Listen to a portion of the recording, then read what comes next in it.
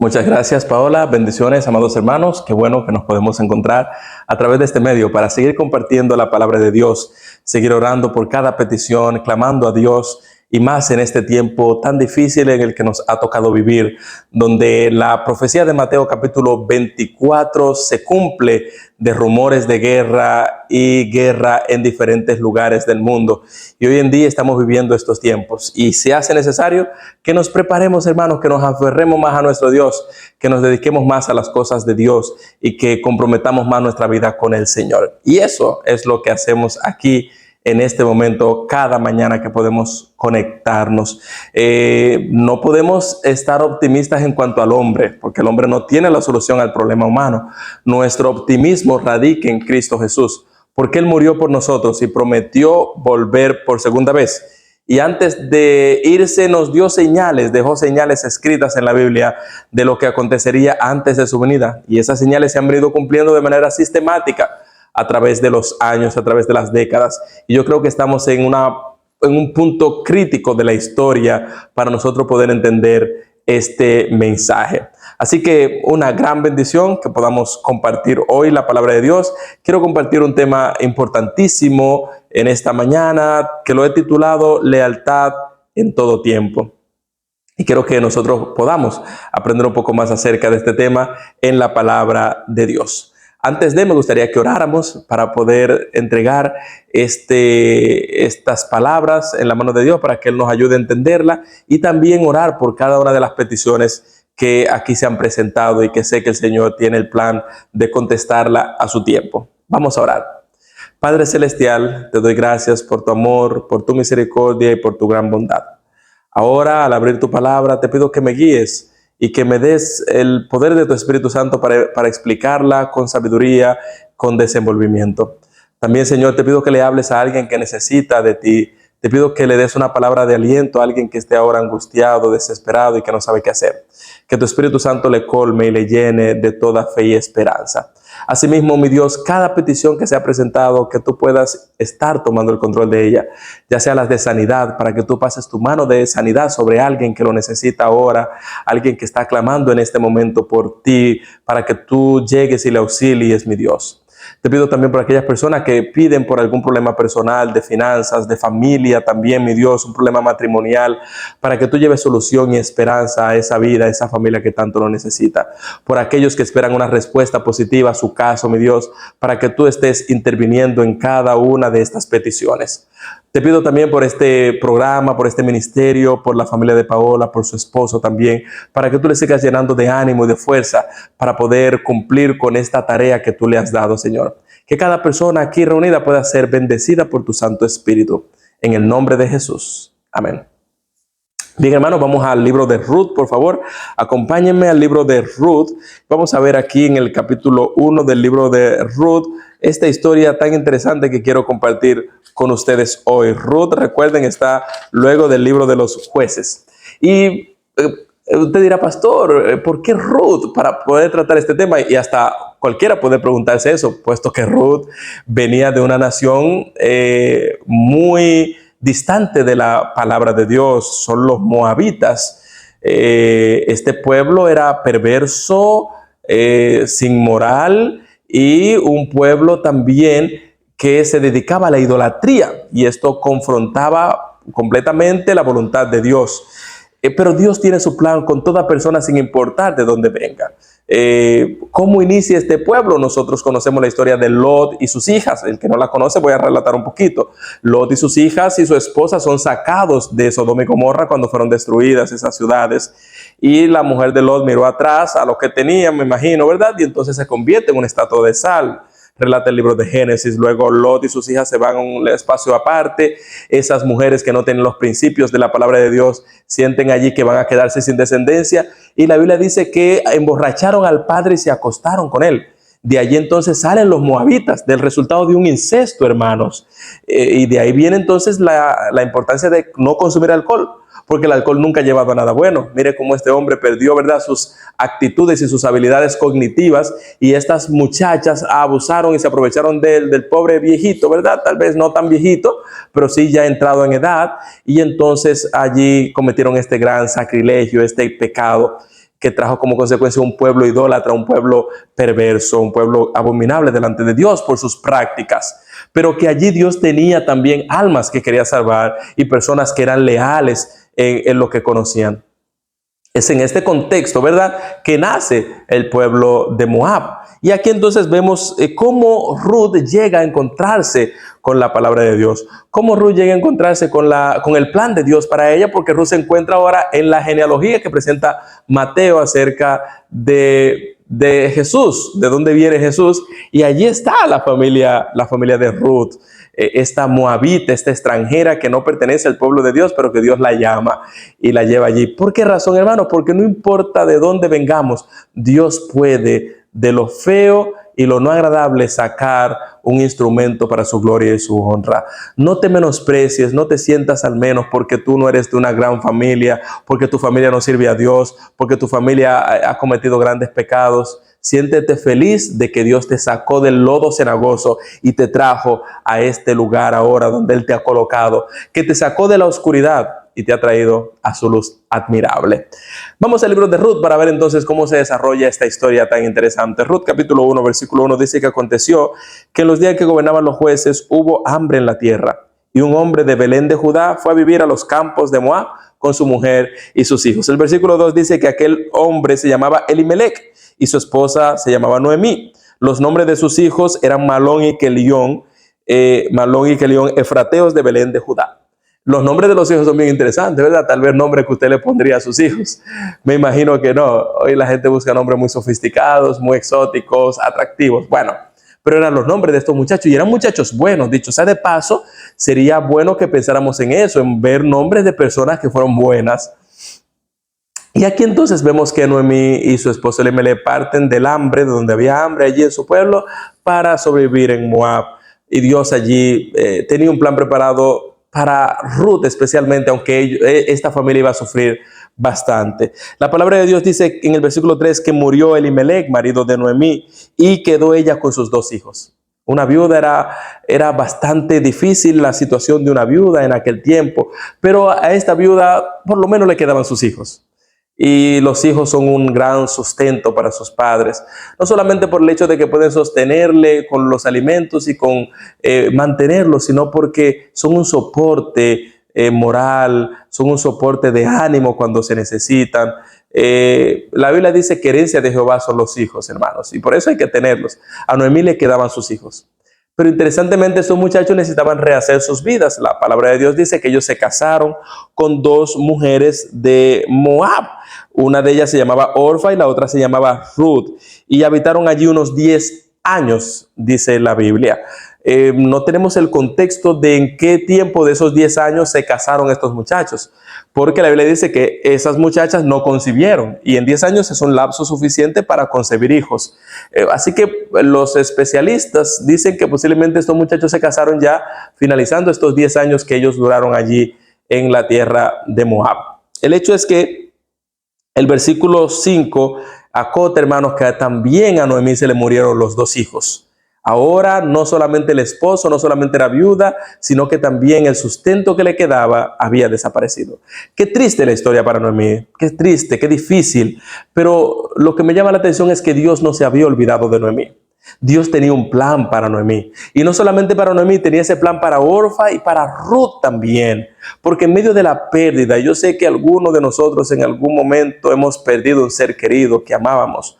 A un hermano, como fue mi caso, usted tal vez a un padre, a una madre, a un hijo, a un hermano, a un familiar cercano. Tal vez este mismo año perdió a alguien que era muy cercano a usted.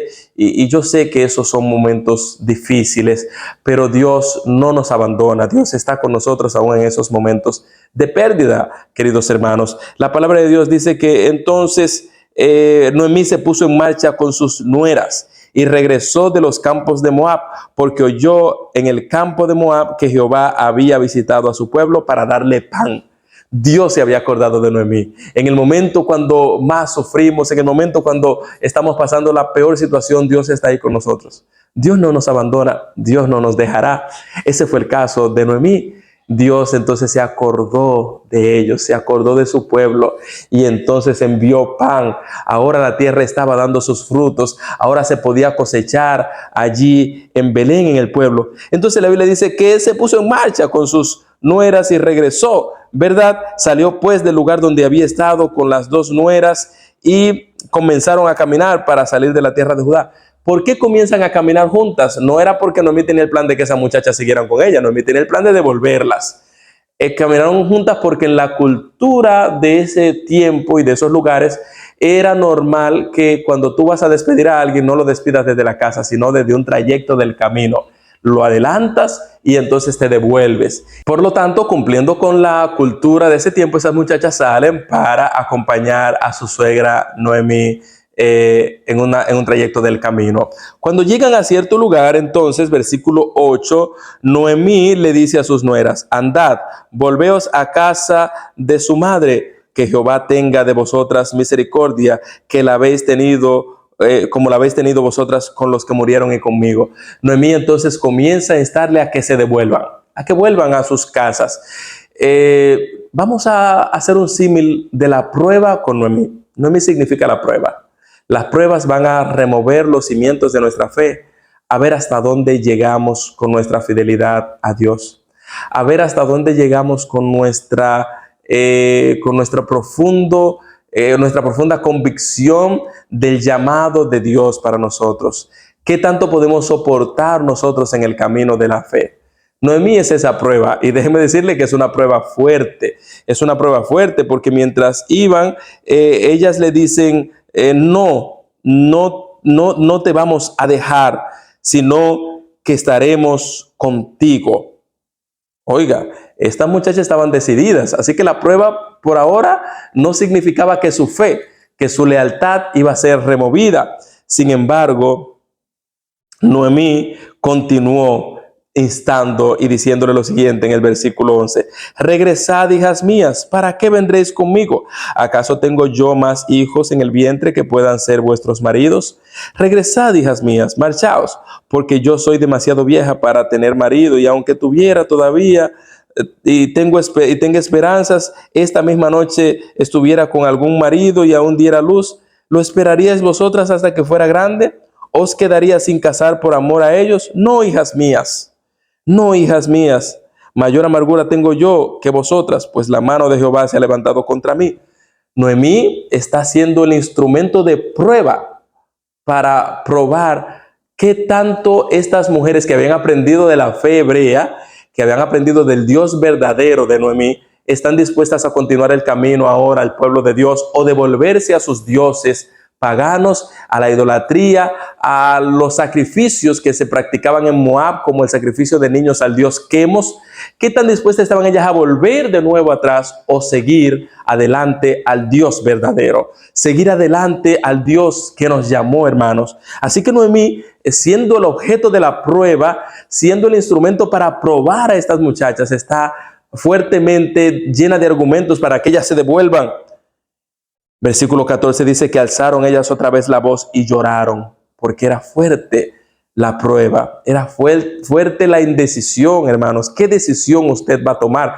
Yo no sé si estoy hablando para alguien que tiene que tomar la decisión de dejar el mundo atrás y seguir a Cristo Jesús, y todavía no sabe qué hacer. Déjeme decirle que lo que tiene que hacer es dejar el mundo y seguir a Cristo. Pero sé que para usted no es fácil, porque el enemigo le presenta todas las alternativas, todas las estratagemas, todas las cosas que usted va a abandonar. Pero déjeme decirle que nada de eso tiene valor delante del Dios verdadero, delante del Dios que lo amó y que dejó todo en el cielo para venir y morir por usted. Por lo tanto, es necesario que usted evalúe cuál es su decisión. La Biblia dice entonces que alzaron su voz y lloraron porque no querían dejar a Noemí. No querían dejar a Noemí. Pero la palabra de Dios dice en el versículo 14 que Orfa, una de las nueras, besó a Noemí, pero Ruth se quedó con ella. Es la primera persona que deserta del llamado de abandonar los dioses ajenos, y a pesar de la tribulación, a pesar de la escasez que iban a sufrir con Noemí, poder aventurarse ahora a seguir al Dios verdadero. No podemos hacerle un juicio de valor a Orfa aquí, porque naturalmente la decisión humana acertada era devolverse a la casa de sus padres, casarse de nuevo y tener un porvenir como ser humano. Pero la decisión espiritual era irse con Noemí y seguir el Dios que Noemí y sus hijos le habían enseñado a ellas. Orfa lamentablemente claudicó en el llamado espiritual, claudicó en el propósito de Dios. Ojo con esto, hermanos. Dios nos ha llamado con un propósito a nosotros. Dios nos ha llamado a nosotros con un plan. Y tenemos que ser sabios y astutos y poder ponernos cada día de rodillas delante de nuestro Dios y poder clamar a Dios y arrebatarle al enemigo lo que nos quiere robar y ponernos a la disposición de Dios para que Dios nos dirija. Porque si fallamos, mi hermano, si claudicamos, el enemigo va a hacer lo que quiera con nosotros. Si en la primera prueba nosotros sucumbimos, no vamos a llegar a ningún lado. No vamos a pasar de nivel, no vamos a conocer a Dios en otros niveles. Orfa no pudo conocer el nivel de Dios más que el testimonio que le dio Noemí y su esposo, pero no pudo probarlo por sí misma porque no continuó, no avanzó. Orfa necesitaba entender que la lealtad se vive en los momentos de crisis, en los momentos de decisiones fuertes, donde tienes que decidir por tu vida o por tu salvación. Y ese es el momento, ese era el momento. La palabra de Dios dice entonces que Orfa besó a Noemí y se fue. Noemí, que era el instrumento de la prueba, dice, ya vencí a una. Necesito continuar convenciendo a la otra para ver qué tan fiel es, para ver qué tan dispuesta, qué tan convertida está a las enseñanzas de la palabra de Dios. Y el versículo 15 entonces dice, Noemí dijo, mira, tu cuñada ha regresado a su pueblo y a sus dioses. Oiga esto, como acota el versículo 15. Orfa no solamente había regresado a su pueblo, sino a sus dioses, a sus prácticas paganas normales. A pesar de que conocía al Dios verdadero y había recibido testimonio del Dios verdadero, decidió volver a las prácticas de Moab. Decidió volver y presenciar los sacrificios de niños al Dios que hemos. Volvió de nuevo, hermanos. He conocido muchas personas que han estado a punto de entregarle su vida a Cristo Jesús. Han estado a punto de dar el paso, pero solamente eso. Han estado a punto. No han pasado de ahí. Y esto es una pena porque hay personas que de repente conocen a Jesús y dicen voy a marchar y marchan y aceptan al Señor y su vida es transformada. Pero hay otras personas que tienen años y años y años recibiendo testimonio, recibiendo mensajes y llamados. Hermano, y esas personas fracasan en su intento porque no están dispuestos a tomar una decisión definitiva por su Dios.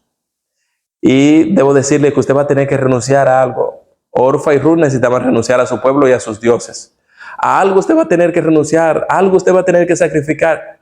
Yo no sé si estoy hablando para alguien que está pensando, Dios mío, pero es que si yo dejo ese novio, si yo dejo ese esposo, la Biblia dice que el que no esté dispuesto a dejar padre y madre por mí, oiga esto, padre y madre que son lo más sagrado, no es digno de ser llamado, mi hijo. Para poder seguir a Cristo a veces hasta esposo, hasta madre, hasta hijos, vamos a tener que dejar atrás por seguir a Cristo Jesús. Y es por eso que Jesús en el capítulo 10, si no me equivoco, de San Mateo, si no es el 10, el 12, para citarlo de manera exacta, usted puede buscarlo, en el capítulo 10, dice, yo no vine a traer paz sino espada, y a colocar en contra a los padres y a los hijos con los padres. Lo que Jesús está diciendo, yo soy un instrumento, usted va a tener muchas veces que verse en la dura decisión de o me quedo con mi familia viviendo una vida fuera de Dios o dejo a mi familia y sigo a Dios. Y usted dirá, pastor, pero Dios no está detrás de que dejemos la familia. Claro que no. Pero la familia, si usted es fiel y usted tiene un testimonio puro y sagrado, la familia va a seguirlo a usted.